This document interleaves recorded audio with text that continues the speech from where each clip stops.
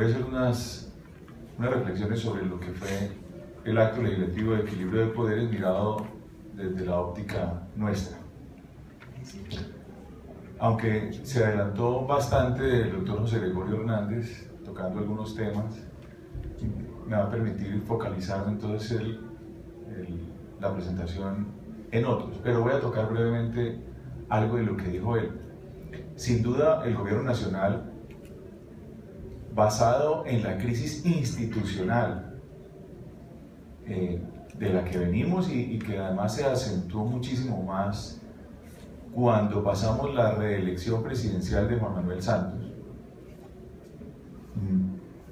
vimos cómo los generadores de opinión, los estudiantes, los académicos, en todas partes comenzaron a hablar de lo que había pasado con la reelección y con la crisis que veníamos de varias instituciones, entre ellas la justicia. Es una lástima, para hacer un paréntesis, que el Congreso, del cual hago parte y en el que por supuesto tenemos el propósito de mejorar la percepción en los colombianos, haciendo un buen trabajo, todos somos conscientes que el Congreso tiene una mala imagen en el país. La única institución que está por debajo hoy del Congreso de la República es la justicia. Hay una separación evidente de los ciudadanos frente al aparato jurisdiccional del Estado. No hay credibilidad, 90% o más de impunidad. No solamente son los episodios de escándalos, de corrupción que han habido, y no solamente ahora con lo que mencionaba el doctor José Gregorio Hernández, ocurrido en la Corte Constitucional, sino de tiempo atrás. Recuerden ustedes el tema de los relojes, de Giorgio Sale, en fin, de las pensiones, varios escándalos que venían de atrás y que por supuesto se han acumulado y se han acumulado también con la impunidad. El presidente de la República, habilidosamente, en nuestra forma de ver, presentó, después de ser reelegido, después de haber aprovechado la figura de la reelección, presentó a los colombianos la salvación para equilibrar las ramas del poder público, y lo llamó equilibrio de poderes, mal llamado también. Y a eso le sumó una cantidad de, digamos, de retazos que tomaba de un lado o del otro. Nosotros particularmente, como bancada, habíamos presentado un proyecto de reforma a la justicia, un proyecto donde por supuesto tocábamos la estructura de la justicia y queríamos que se debatiera en la academia, que se debatiera con los jueces, con los magistrados, en fin. Entonces tomó algunas cosas de ahí, tomó otras del sistema electoral y nos anunció varias modificaciones, pero unas, sobre todo unas muy llamativas, las estaba aquí enumerando hace un momento. Entonces nos anunció que iba a eliminar el Consejo Superior de la Judicatura, claro, por los escándalos que había, eliminaba la Comisión de Acusaciones y la cambiaba por un Tribunal de Aforados, cerraba la puerta giratoria de las altas cortes, eliminaba la función electoral de los magistrados, elevaba los requisitos para los magistrados de las altas cortes. En temas electorales nos habló primero del voto obligatorio, luego de la lista cerrada, de la lista cremallera. En materia de organismos de control, habló de introducir unas modificaciones a la elección de los organismos de control. Nos habló de algunas modificaciones al artículo de la silla vacía y, por supuesto, de la figura de la reelección, de prohibir la figura de la reelección. ¿Por qué número esto? Porque al final de los 10 minutos, cuando lleve 9 minutos y medio, me avisa el doctor Morales para revisar de esto que quedó, de esto que fue lo que anunció públicamente. Entonces, comencemos por el tema de la justicia, que ya lo tocó el doctor José Gregorio Hernández, para decir que efectivamente estuvo tocado a medias. Primero, no se abordaron los temas de la justicia. Si quería abordarse los temas de la justicia, no era en un... Me voy a devolver, estamos de acuerdo. La primera proposición que presenté como ponente de equilibrio de poderes fue cambiar el título. Aquí no hay equilibrio de poderes porque no hay poder, ya lo decía el ex magistrado Hernández. El poder radica en el pueblo y no hay sino uno. Hay unas ramas del poder público que había que equilibrar, porque efectivamente hay un poder presidencial, un superpoder presidencial, y había que equilibrarlo. Al final de todo esto, ¿qué hay? Estoy en desacuerdo con mi amigo senador Andrade, porque creo que el Congreso sale debilitado, el poder presidencial aumentado y no se tocan los problemas de la justicia. Entonces, en materia de justicia no se abordan los temas que deberían abordarse, que es simplemente, digamos, un pañito de agua tibia. No se abordan los temas de cuántos jueces necesita este país, no se abordan los temas de cuánta tecnología es la que se necesita el aparato jurisdiccional para poder cumplir una función que no está cumpliendo. No se abordan los temas de por qué tenemos una impunidad a ese grado, en ese grado tan alto. No se aborda el tema de la policía judicial, no se abordan los temas de justicia en realidad. Y en materia de puertas giratorias, la cerró a medias, dejó una puerta medio abierta.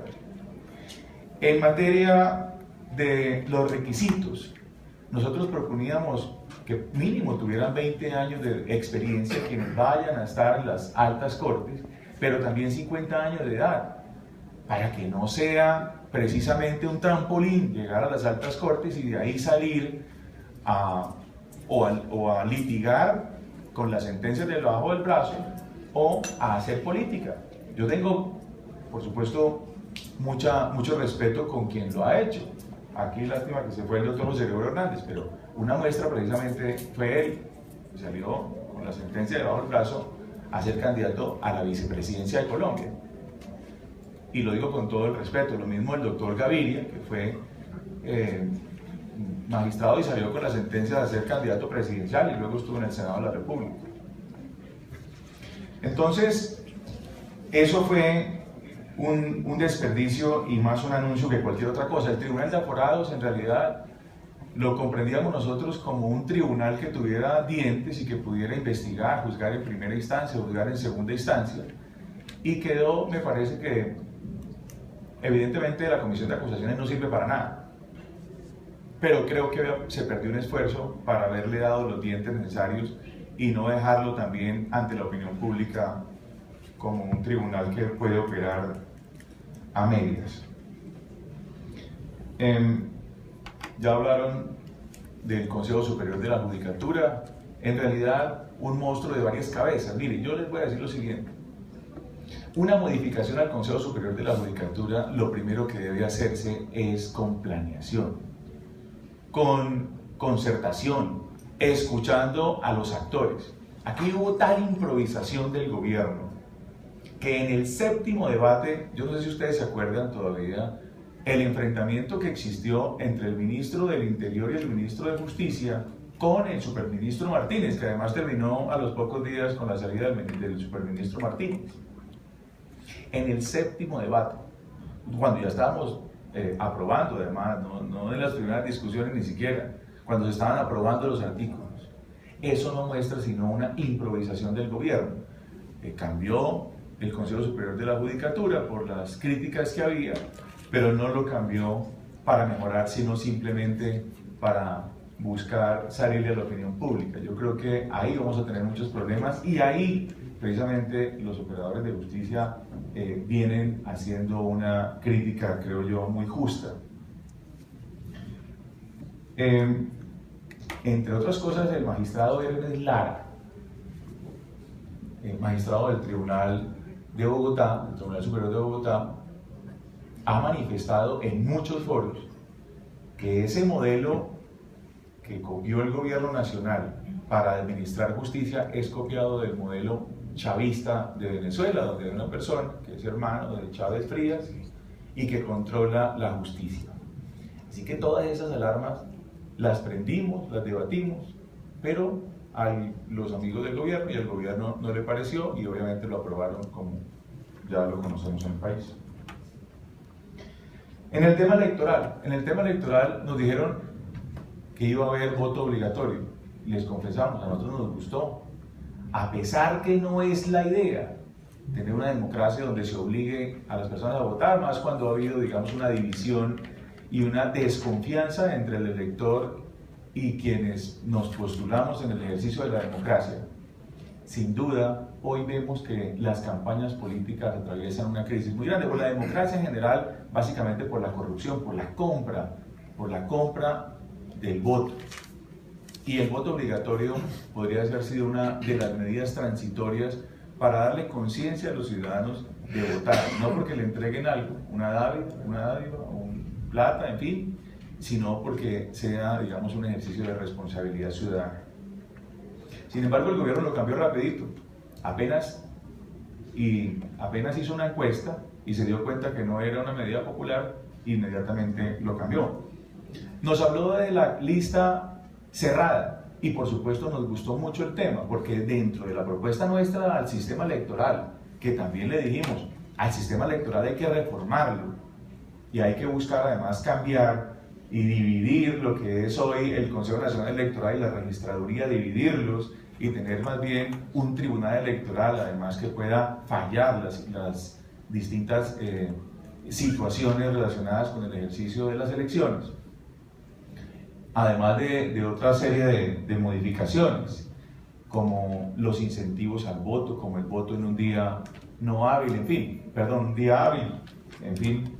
El gobierno lo que hizo fue tomar una de las propuestas también nuestras, de la lista cerrada, y presentarla. Y nos anunció el presidente de la República, y eso por supuesto nos gustaba porque esa es una de las fallas de la democracia. La lista abierta, cuando cambió el sistema electoral, se dijo que iba a ser transitoria, porque quienes la aprobaron en su momento sabían que la lista abierta lo que generaría es precisamente las microempresas electorales que estamos viendo hoy y que sin duda ha fracturado la unidad ideológica de los partidos. Por eso ya no hay diferencias entre los partidos políticos. Somos muy pocos los partidos políticos que tenemos una frontera ideológica, que tenemos unidad ideológica y que podemos decir frente a una pregunta una sola respuesta. En la discusión yo ponía de ejemplo en la Cámara de Representantes cómo algunas personas, colegas nuestros de otros partidos, nos reconocían que en los debates de campaña, cuando en un auditorio como este, preguntaban sobre algún tema, nosotros, que teníamos lista cerrada, contestábamos solos al unísono, es decir, con identidad sobre lo que teníamos que plantear, mientras que a los demás les tocaba salir a diferenciarse, así fueran del mismo partido, porque necesitaban convencer a los electores. Así que esa es solamente una de las razones por las cuales la lista abierta ha fracturado la democracia y no ha permitido el fortalecimiento de los partidos. La lista cerrada se debatió y llegamos a nada. La lista cremallera, que no era otra cosa sino darle una oportunidad de discriminación positiva a la mujer, sí, es cierto, pero era discriminación positiva porque a pesar que desde el siglo pasado, a mediados del siglo pasado, se está haciendo un esfuerzo para darle a la mujer la posibilidad de ser igual que el hombre, en realidad todavía vivimos en una sociedad machista. Y también creíamos necesario, así fuera temporal, por 15 o 20 años, que la mujer tuviera la posibilidad de estar en una lista cerrada paritariamente, hombre-mujer o mujer-hombre, mujer-hombre, de tal forma que pudiéramos impulsar en el ejercicio de la democracia. Tampoco se hizo. La representación en el Senado de la República. La mayoría del territorio colombiano no tiene representación en el Senado de la República. Y se habló, se debatió y obviamente pues terminamos en lo mismo, en nada. La representación no es solamente una representación popular, es decir, de las personas, de los habitantes, sino también territorial, y se desconoció eso para la mitad de los colombianos, además que viven en un territorio donde nos aporta un beneficio medioambiental inmensamente grande, también en recursos hídricos, mineros. Tenemos una vocación agroindustrial en territorios grandísimos como los de la Orinoquía y no tienen representación en el Senado y no tuvieron quien los defendiera, por ejemplo, cuando el gobierno actual les arrebató las regalías. Así que también